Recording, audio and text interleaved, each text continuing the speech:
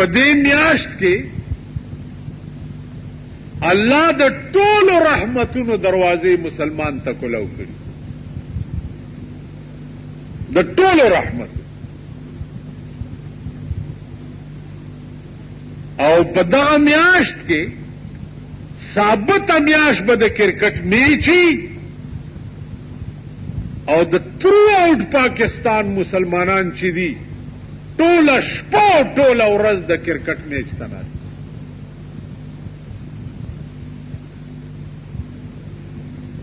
خو زه به څه وکړم؟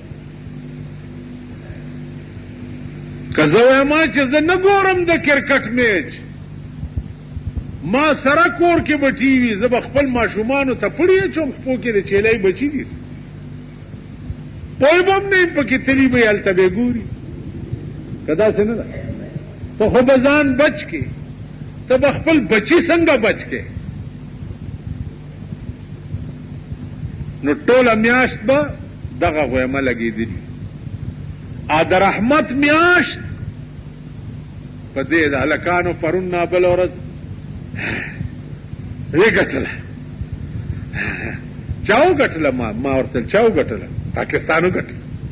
چا نه وګټله؟ وي سریلنکا نه.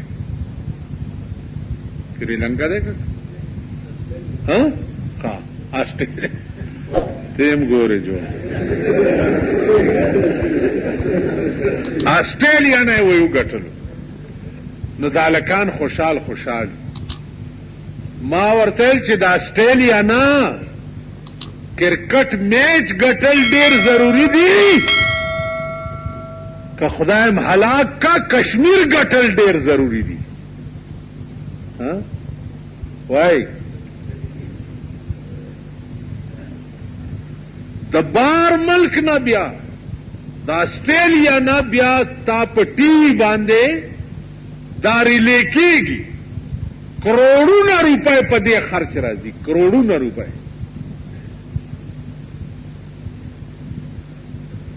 مصنوعي سیارې په تھرو ریلې کېږي، کروڑونه روپے په دې خرچ راځي. دا کروڑونه روپے باندې توپ او ټینکونه او لنچرې والا او په کشمیر ورودانګه دا 43 کاله د کشمیریانو حق وګټه او د کشمیر ټوکړه آزاده کا. بے غیرته دا بم در نه داسې ځي لکه څنګه چې در نه بنګال لاړو. کشمیر بم در نه داسې ځي. ته کېنوه ورته سردار عبدالقیوم خان چې ګیره ګیره کېږي او کېنه ورته که نه هره ورځ در کې څو وجني، هره ورځ. دا هغه هندو دی چې تا به ویل 100 پاپړ د یو لوړ، نن هغه پاپړ را پاسېدلی دی او هغه لوړې په تاسو منډلی دی.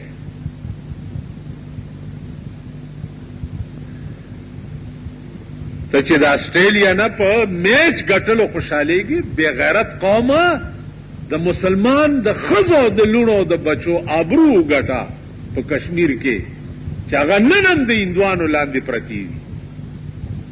تاسو له شرم نه درځي؟ نن ستا د مسلمان لوڼه سیکانو سره پرتې دي او هغې نه بچي راوړي لګیا دي. ته چې لویه توره کې دلته نو یو مې کشمیر مناوو اړتالو کوي، اړتالو کوي. زمونږ دا خریلی چې دی دم اعلان وکړو اړتالو کوي. خریلی پیژنئ؟ نه اړتالو کور دی وران. د دې داسې مثال دی لکه سړی په ښځه را باندې کي دی وهي او هغه وایي چې هی هی هی، هغه ویر کوي او دا یې وهي لګیایي. مونږ هغه ښځې هندو را باندې راایښي دي او مونږ وایو چې هی هی هی هی هی. دا هغه بې غیرت دی. نن ستا په ملک کې افطار پارټیانې کېږي. هغه خلق افطار پارټي کوي چې څوک روجي نیسي نه،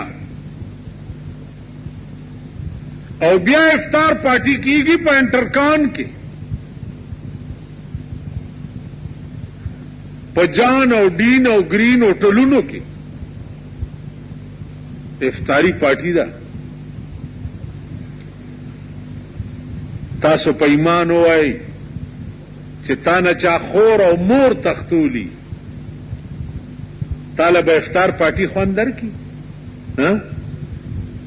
موږ نه خو هندوانو خویندې او میندې تختولی دي.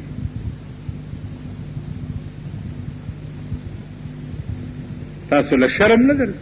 نن ورشئ ستا په ملک چې کوم حکمران طبقه ده یا دا سرمایهدار چې دي والله کوي پروا نشته.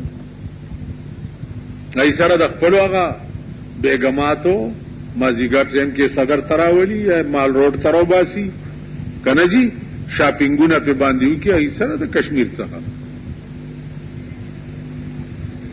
بیا د غریبی مور زامن مازیګر کې زه ګورم چې ټي وي او وي سي آر یې په اوږه کړي او کور ته یې وړي. د غریب په کور کې چې مورې سوټې تپي دا د کچنای زامن او دا د ډمې زامن. مورې پردی جامې وینځي پردي لوښي وینځي او زوی ګانډوی په اوږه باندې وي سي آر یې ښیي او د شپې بلو پرنټونه پکې ګوري.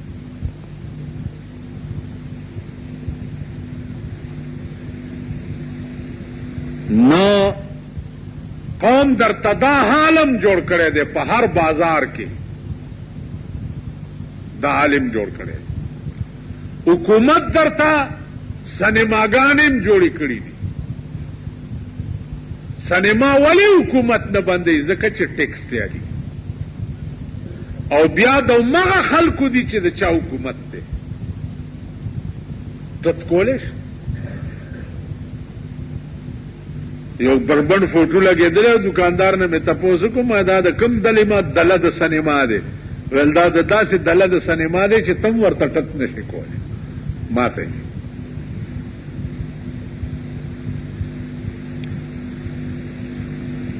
نو عزیزانو عرض مې داو چې د دې ټولو خبرو لب لباب دا دی چې اذا کان رب البیت بالطبل ضاربا اذا کان رب البیت بالطبل ضاربا فلا تلومن اولاده بالرقص.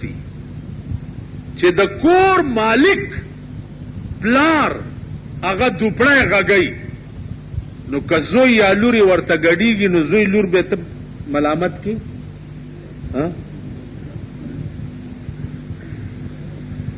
چې ته دوپړی غږې نو که زوی دې لږ ګډ شو نو د زوی ګناه دې شته یا د لور لږه ګډه شوه یا د ښځه لږه ګډه شوه ځکه چې ته دوپړی مارې خوا به ګډې ماري که